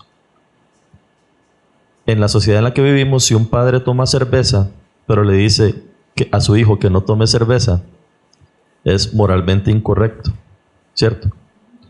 Entonces, si estamos con un Dios que, aunque no haya creado la maldad, usa la maldad con un objetivo moralmente intencionado, ¿cómo nosotros, como sus hijos, más allá de ser su creación, como sus hijos, podemos enfrentarnos a ese dilema moral? Tenemos un papá que, digámoslo así, toma cerveza, pero no nos deja a nosotros tomar cerveza. O sí nos deja a nosotros tomar cerveza, pero está mal. ¿Me explico? Y la otra cosa que quería hacer es, qué complicado explicarle a la gente que nosotros somos hechos imagen y semejanza del Señor, pero somos una humanidad caída, cuando nuestro Dios no es un Dios caído, es un Dios perfecto. Entonces, ¿cómo andamos? O sea, ¿cómo explicar que andamos por la tierra siendo imagen y semejanza de Dios y que a la vez somos una naturaleza caída? Bueno, ahí hay como 10 temas que podríamos tomar. Me voy a basar básicamente en los dos principales que mencionaste. El primero de ellos es que cómo Dios podría hacernos prohibiciones sobre asuntos que Él mismo de pronto toma atribuciones. Básicamente, parafraseando tu pregunta, esto fue un tema que vimos anoche. Dios es Dios, Él no está sujeto a las mismas leyes que nosotros. Y recordemos que el mal que Dios está utilizando no es porque Él lo genera, es que lo está tornando en bendición. Tú, si dices que eres creyente, debes conocer la famosa historia de José, cómo Dios tornó la maldición en bendición. ¿Estaba Dios haciendo mal? No, permitió ese mal para traer una bendición mayor sobre su pueblo. Ahorita hablamos un poco de las crónicas de Narnia. En las crónicas de Narnia hay una escena un poco peculiar. Cuando uno de los hijos de Adán Cuando Edmond peca y la bruja reclama que por causa de su pecado él debe morir, y Aslan tiene una discusión con la bruja en una tienda de campaña, después termina Aslan saliendo de la tienda y dice que él pagará el precio. Hay un problema que si lo llevamos a la realidad bíblica suena a herejía, y es que Aslan parecía que tenía que satisfacer una ley de justicia que estaba por encima de él. Y en la Biblia no es así. No hay ninguna ley que esté por encima de Dios. Dios es el legislador universal de las leyes que nosotros tenemos. Entonces no es que Él se mueva a través del mal para que nosotros podamos tomar ejemplo de ninguna manera. El mal siempre será el mal. La definición más bíblica del mal, como lo dice el apóstol Juan, es el quebrantamiento de la ley de Dios. Entonces todo lo que va en contra de la ley de Dios, de los 10 mandamientos de Dios, debe ser catalogado como malo y como pecaminoso. Y nosotros como creyentes debemos rechazar todo lo que sea malo. Hay personas que dicen en la iglesia, es que vamos a hacer esto de cualquier manera para que al final los resultados sean los que cuenten. Eso es una declaración maquiavélica. En la iglesia el fin no justifica los medios. Nosotros fuimos llamados a hacer las cosas de una manera santa y bíblica y los resultados están en las manos de Dios. El segundo aspecto de la caída es teología bíblica básica. Las personas son hechas a la imagen de Dios de una forma perfecta, pudiendo escoger entre el bien y el mal. Una vez que pecaron, ya no pueden escoger no pecar. El hombre es un agente moral libre y responsable, pero su naturaleza siempre lo inclinará hacia hacer el mal. El hombre puede escoger ponerse una camisa, una corbata, comprar un carro, ir o no venir a esta charla. Pero en cuanto a asuntos eternos, el hombre quedó en sus facultades limitado. En latín se utiliza una palabra que es radical corruption. En su raíz, todo el asiento de nosotros ha sido afectado. Ahora, cuando venimos a Cristo, como le dijo San Agustín, ya pasamos de ese estado de ser hijos de Adán y Eva, que solo podemos pecar, y pasamos al estado de poder pecar o poder no pecar. ¿Qué pasa? Nosotros tenemos una perspectiva distinta del ser humano. Nosotros vemos a las personas como gente buena que de vez en cuando hace cosas malas. El Señor Jesús en Mateo 7:11 dice, si vosotros siendo malos sabéis dar buenas cosas a vuestros hijos, ¿cuánto más vuestro Padre que está en el cielo? Nosotros no somos gente buena que de vez en cuando hacemos cosas malas. Somos gente mala que de vez en cuando por la misericordia de Dios y su gracia común hacemos cosas buenas. Pero cuando venimos a Cristo esa imagen comienza a ser restaurada. Entonces, ¿cómo muestra la Biblia esta imagen? Como un espejo. El cristiano o las personas, el ser humano es un vidrio roto, donde la imagen de Dios se refleja de una forma imperfecta. Cuando la persona viene a Cristo, esa imagen, ese vidrio comienza a ser reparado. ¿Por qué muchas veces notamos que hay cristianos que caminan distinto a otros? Porque muchas personas que profesan la fe se quedan con el Dios es amor. Entonces usted puede ver un reflejo del amor. Pero la Biblia dice que Dios no solamente es amor, es justicia, que es santidad, que es bondad, que es misericordia. Entonces, a medida que nosotros estudiamos los atributos de Dios, podemos ser mejores representantes de Dios en la tierra, y la gente va a decir, yo quiero creer lo que este cristiano cree porque yo quiero vivir como él vive.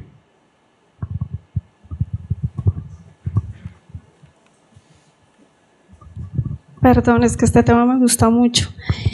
Es que difiero de ti de lo que dices de Narnia. La película muestra una cosa diferente un poco a lo que dice el libro. Realmente la escena donde Aslan, el león, entra a la carpa y negocia con la bruja. Y suena raro que esté contando la historia, pero es que tiene mucho sentido. Realmente yo no pienso que lo que sugiere es que haya una autoridad superior a Aslan, sino que lo que yo pienso que sugiere es que acordémonos que es Trinidad y él no se va a contradecir a sí mismo, jamás. Es decir, él mismo sería absurdo que violara su propia ley si él es la justicia en sí. Él es justo y es la justicia en sí. O no sé si fue que te entendí mal el comentario, pero nada más para hacer eso, porque si es importante, sería dificultoso que sugiriera que hay algo sobre Aslan. Segundo, a tu pregunta, la que hiciste, lo que yo puedo decir es que antes de conocer de Jesús, me gusta mejor hablar de él porque la gente tiene distintas definiciones de cristianismo. No pude encontrar en la Biblia, desde el Génesis hasta el Apocalipsis, ninguna parte donde Dios exigiera algo que Él no haya dado primero. Amor, perdón, justicia, bondad o cualquier otro atributo. Nada nos pide que Él no haya dado primero. En ese caso, digamos, aunque entiendo la intención del ejemplo de la cerveza, no aplica porque Dios siendo, digamos que sé que era como un ejemplo para ilustrar, pero en este caso Dios no pediría algo que Él no haya hecho primero, por eso es Padre por excelencia, ¿verdad? No sería ese tipo de Padre. Y tercero, en cuanto a la semejanza, para mí la respuesta es simplemente porque seríamos dioses todos. la semejanza sugiere que ya hay dos personas separadas, hay uno origen y uno semejante al origen. Entonces, ¿por qué somos caídos aunque Él no es un Dios perfecto? Porque hay una parte en la que no somos iguales, sino semejantes, ¿verdad? Entonces, bueno, para cerrar con el tema, que no estamos haciendo apología a C.S. Lewis, me refiero a eso por el hecho de que el precio por el pecado de Edmond lo puso la bruja, pero en la Biblia no. El precio por el castigo del pecado lo pone Dios. Es la justicia de Dios la que requiere ser satisfecha, no la justicia del diablo. ¿Tenemos alguien más por acá?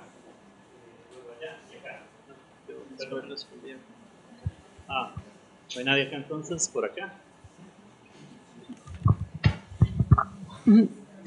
Buenas noches, mi nombre es Karen Díaz.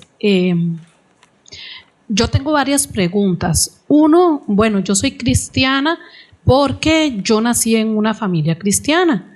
Entonces, desde que yo nací, desde que yo aprendí a hablar, mi mamá me decía que hay un Dios bueno en el cielo, que hay que orarle, que hay que darle gracias, gracias por los alimentos, gracias por la vida. Entonces, de ahí yo aprendí como por costumbre que tengo que amar a Dios. O sea, desde niñita me enseñaron que existe un Dios. ¿Qué pasa cuando una persona no nace en una familia cristiana y crecen y no le dicen que Dios existe? O bueno, en la tele se puede ver de que existe un Dios, pero no le enseñan ese amor que nos enseñaron a nosotros en familia. Pero mi mamá me lo enseñó con amor, ¿verdad? Fue por amor. Una persona que no cree en Dios va creciendo y a veces puede necesitar a Dios, a veces no, vive por sus obras. Es más, conozco personas ateas que son personas buenas y hacen buenas obras, pero no necesitan a Dios, no necesitan el amor de Dios. ¿Qué pasa cuando una persona llega y está en un problema de sufrimiento, un problema, se le murió a alguien o una enfermedad? Entonces dice, bueno, a mí me dijeron que existía un Dios, voy a orarle, voy a doblar rodillas, voy a orarle a ver si me responde. El detalle es que si Dios en ese momento no le respondió, la persona más se va a decepcionar y dice, no, hombres, ustedes dicen que existe un Dios y acaso que me respondió en mi momento de necesidad, porque eso era un Dios bombero, ¿verdad? Y entonces todavía la persona se cierra más, se ciega más y dice, no, es mentira, cuando yo más necesité de Dios, Dios no me contestó. Entonces, ¿cómo hace uno para demostrarle a esa persona que sí existe Dios? O sea, realmente yo creo que existe Dios porque mi mamá me lo enseñó, pero a esa persona atea que desde pequeñito no le enseñaron nada, ahora que es un adulto que tiene filosofías y cosas de ciencias y todas esas cosas, estudios de todo, y dice, pero ¿por qué yo tengo que creer un Dios? ¿Por qué? Yo sé, yo lo creo porque yo fue una decisión. O sea, yo decidí creer en Dios, decidí tener una fe, decidí que el Espíritu Santo morara en mí. Pero uno le dice a una persona atea, es que el Espíritu Santo tiene que morar en usted. Dice, pero no, yo no creo en el Espíritu Santo. O sea, además también en tiempos antiguos, Dios llegó y le habló a Pablo. Qué lindo, qué hermoso, qué lindo que a uno Dios le hable. Pablo, ¿por qué me persigues? O Dios llegó y le habló a Moisés en el arbusto ardiente, ¿verdad? Pero en este momento yo no sé cómo Dios le habla a las personas que no creen en Dios. Gracias. ¿Cómo es tu nombre? Karen Díaz. Karen, déjame ponerme de pie porque tu pregunta me emocionó mucho.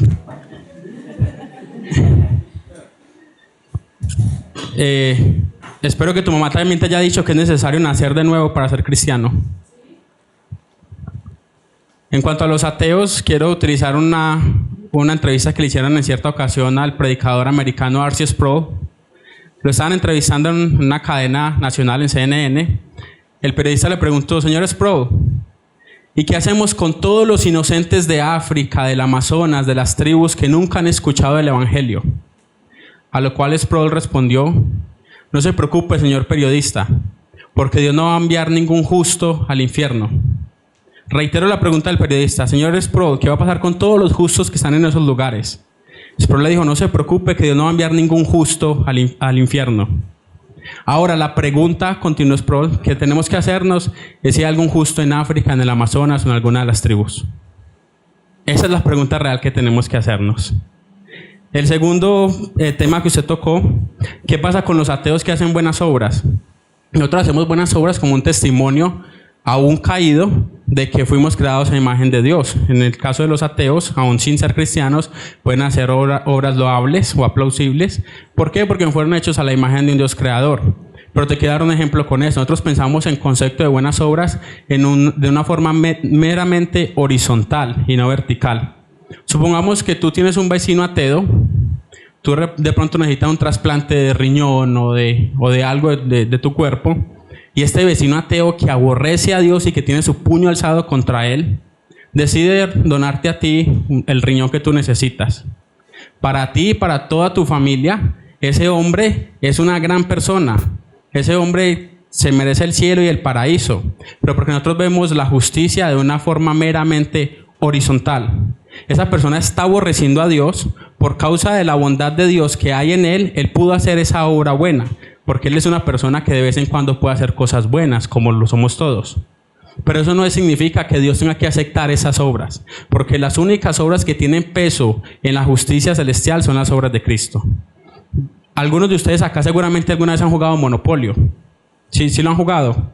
Yo recuerdo que yo jugaba mucho Monopolio cuando era pequeño. Ahora supongo que y era muy bueno, por lo general ganaba, que yo fuera al Banco Nacional de Costa Rica o al banco de acá del país con todo el dinero de Monopolio y le dijera al gerente: necesito abrir una cuenta porque traigo $100,000 en dinero de Monopolio. El gerente seguramente no va a llamar a un asesor, va a llamar a un agente de seguridad para que me saque porque estoy loco. Karen, las buenas obras de los hombres son como el dinero de Monopolio, tienen valor aquí, pero la única moneda que corre en el cielo son las buenas obras de Jesús. Por eso nosotros somos salvos por gracia, por lo que Él hizo en nuestro favor y no por lo que ni ateo ni de ninguna religión puede hacer. La salvación no es por obras. Hay un libro que se llama Teología de Perros y Gatos, para cerrar el tema. Básicamente el libro habla de dos cosas. Dice el perro: me quiere, me ama, me cuida, debe ser Dios. Pero dice el gato: me quiere, me ama, me cuida, debo ser Dios. Dios no está aquí para nosotros para responder cada que se nos rompa un neumático del carro, cada que tengamos un problema. Dios no es como ese genio de la lámpara. Dios es un Dios soberano y altísimo que merece toda nuestra devoción y sumisión. Ahora, ¿qué medio utiliza Dios? Y quiero citar a Lutero. Lutero decía: ¿ustedes quieren oír a Dios? Lean la Biblia. ¿Quieren leerlo en voz audible? Léanla en voz fuerte.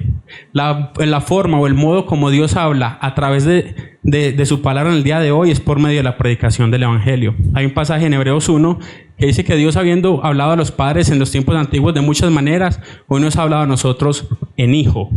Y ese pasaje literalmente lo que dice en griego es que el mejor idioma en el que Dios habla es en Hijo. Así que aquella persona que no conoce a Cristo no puede decir que conoce a Dios.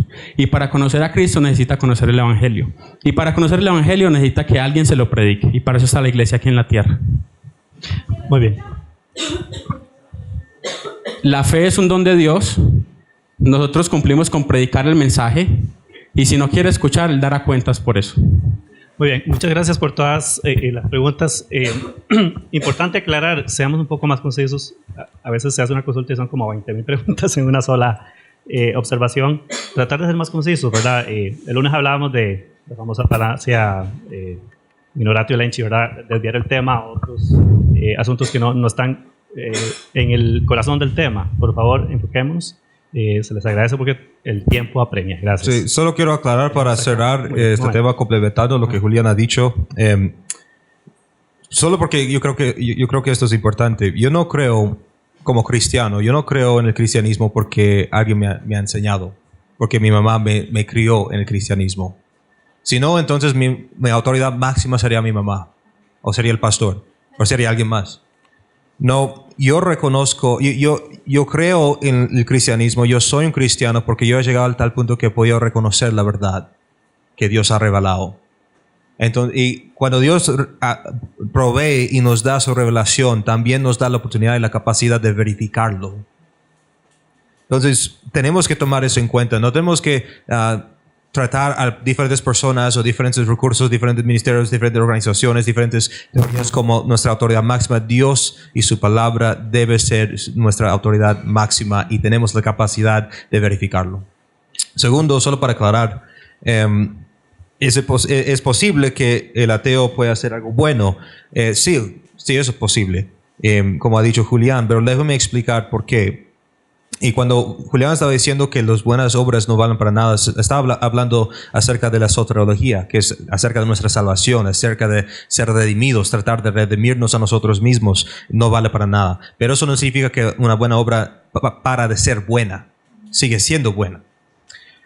La razón es que el incrédulo, el que no cree, no es completamente malo en el sentido en que tiene, podríamos decir, dos naturalezas, y no me malentienden esto. Cuando el hombre fue creado originalmente, fue originalmente justo. Era justo delante de Dios. Pero después se cayó. Y una analogía que Cornelius Van Til, un filósofo, usó, también inspirado por lo que Pablo usa para el cristiano, es que podríamos decir que el hombre incrédulo tiene el viejo hombre y el nuevo hombre. El viejo hombre es su estado original, justo delante de Dios en todo lo que hace. Es su segundo hombre, que es más predominante como en su naturaleza, es su corrupción.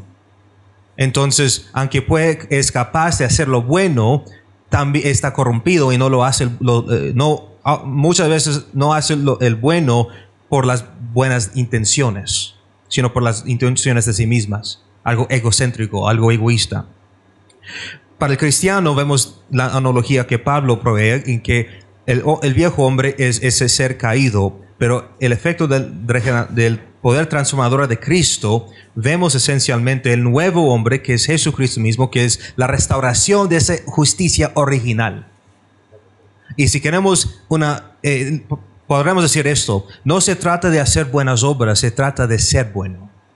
El hombre no puede ser bueno delante de Dios. Es capaz de hacer buenas obras, pero nunca puede ser bueno delante de Dios. Eso solamente puede ser realizado por Dios mismo, quien es el legislador de la ley y el juez soberano. Muy bien, tenemos a alguien más por acá. Ok.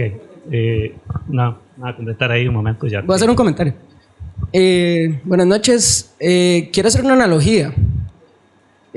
Por ejemplo, ¿qué pasaría si viniera en este momento alguien y entrara al lugar y les roba a ustedes el maletín, ¿verdad? Y sale corriendo.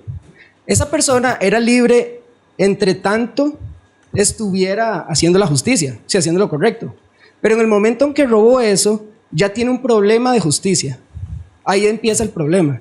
Entonces, todos estaríamos bien si no tuviéramos ningún problema de justicia, pero el problema empezó en el momento en que infringimos la ley. Ahí es donde empieza nuestro problema. Entonces, esa persona, si va delante de un juez, si hay evidencias, esa persona va a ser hallada culpable y merece un castigo, que en este caso es la cárcel, es lo justo. Esa persona, si no hubiera hecho nada malo, no tendría ningún problema de justicia. Entonces, nuestro problema está entre tanto nosotros hayamos violado la ley. Creo que todos hemos violado la ley, todos hemos hecho algo malo en algún momento, ¿verdad? Entonces, ahí está la analogía. Nuestro problema está ahorita en el hecho de que hemos violado la ley. Sin embargo, solamente alguien justo puede pagar esa multa. Eso fue lo que hizo Jesús. O sea, Jesús era 100% justo, vino a la tierra y sin tener un solo pecado, Él pagó la multa. Y ahora podemos ser salvos por Él, porque Él pagó toda la multa. O sea, es como que Él llegue a la cárcel y diga: señor juez, yo sé que Él merece ir a la cárcel, pero yo voy a la cárcel por Él. Hay una sustitución justa. ¿Ves? Es un asunto de justicia.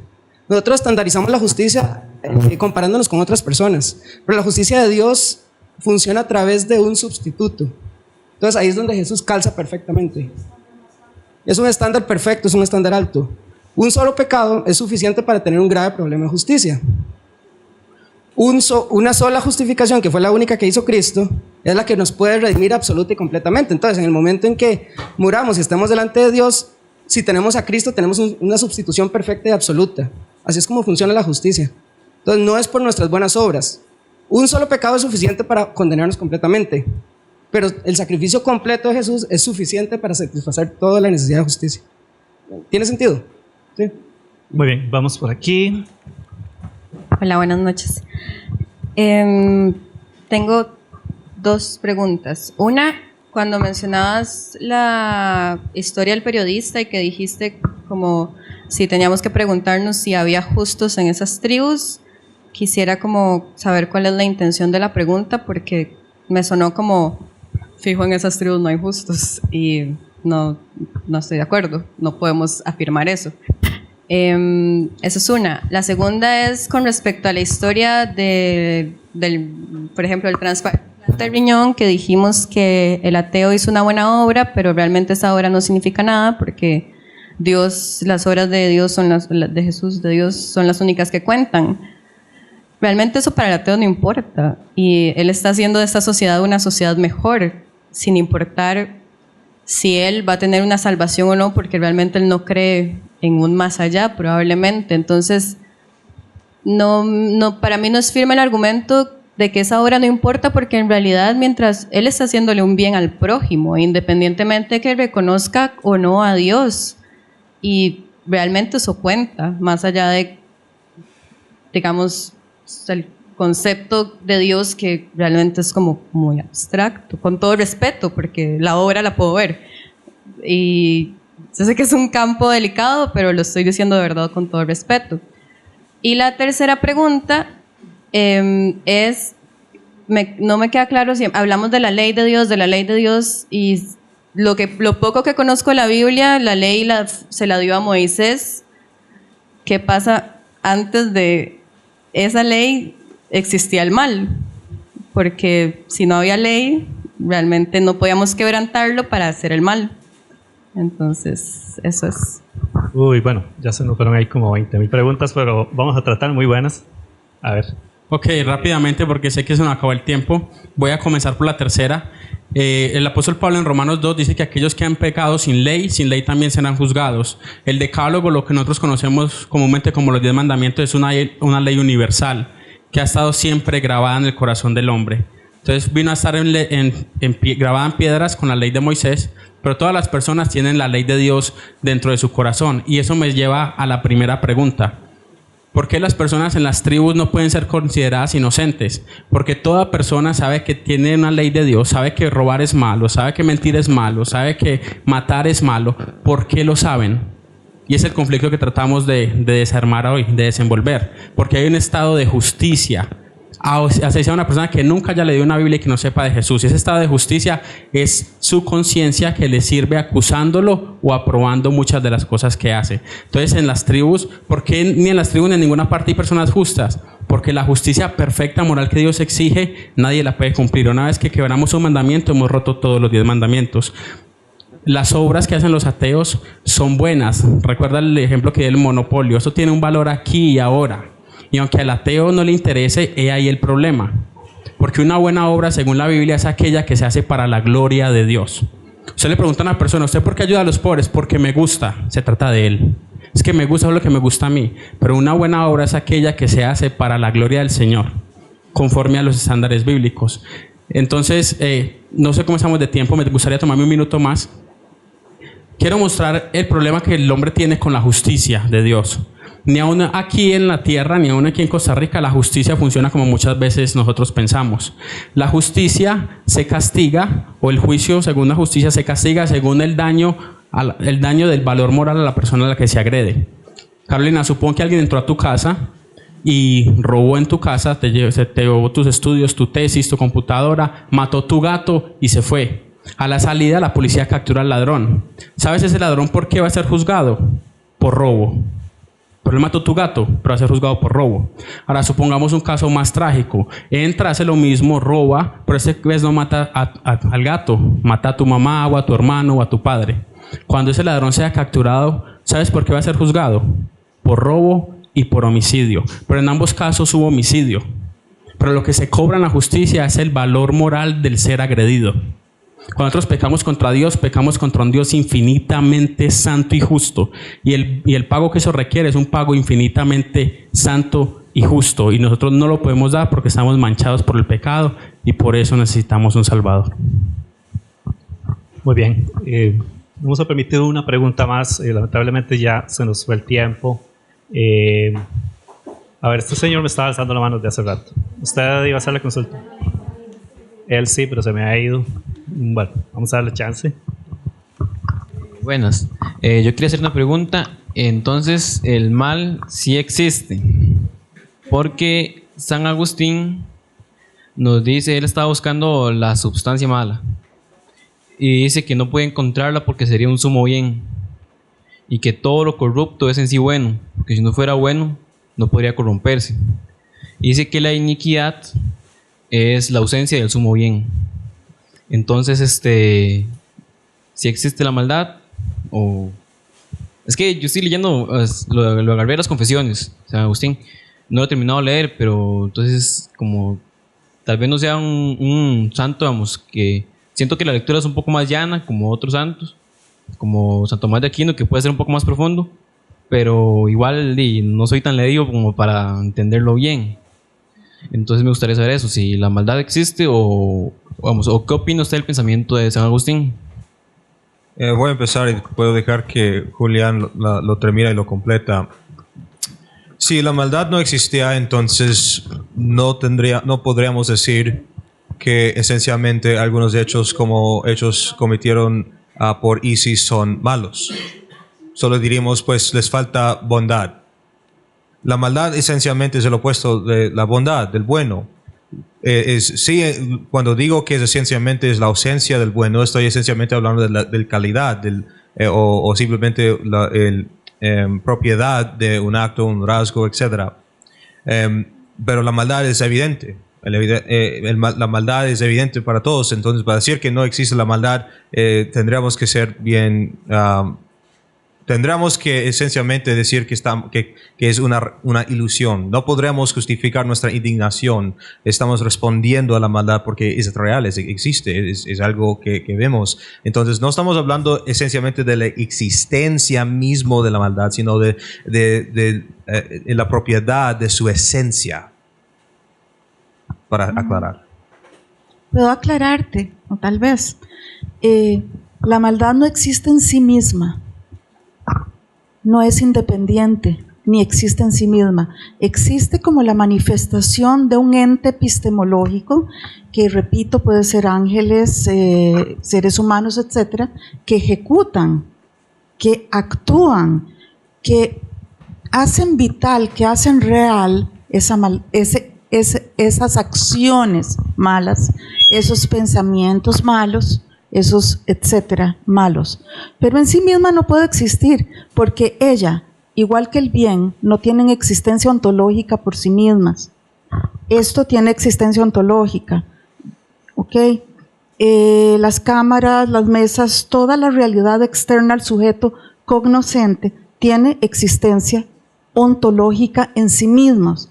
Ahora bien, que haya acciones malas, pensamientos malos, gente mala, ángeles malos, caídos, sentimientos incluso malos, propósitos malos, no le dan el carácter ontológico a un concepto que es la maldad. En sí misma no puede existir.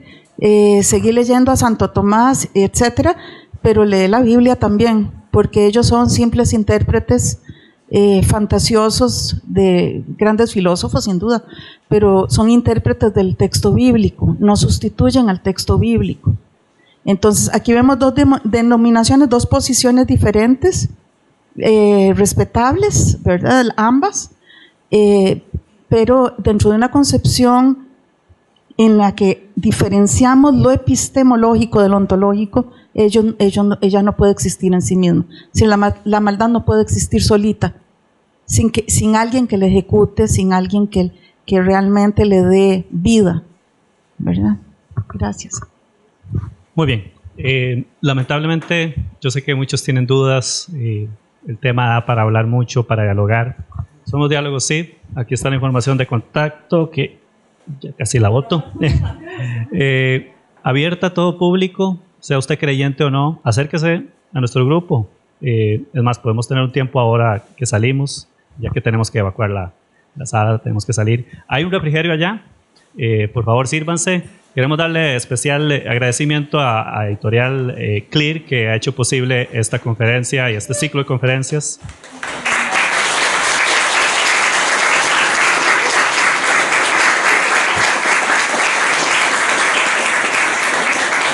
A don Steve, Julián, por todas estas excelentes exposiciones y su disposición a evacuar dudas al grupo CIP. He apoyado también las diferentes consultas. Como ya saben, estamos acá esta es la información. Acérquense, estamos abiertos a dialogar, a ver diferentes ideas, a este espíritu de discutir y de hablar. Gracias a la Universidad de Costa Rica también por permitir este espacio, un espacio para diferentes ideas. De eso se trata, el área académica, realmente exponer los diferentes puntos de vista y llegar a conciliar ideas. Que tengan muy buenas noches. Muchas gracias.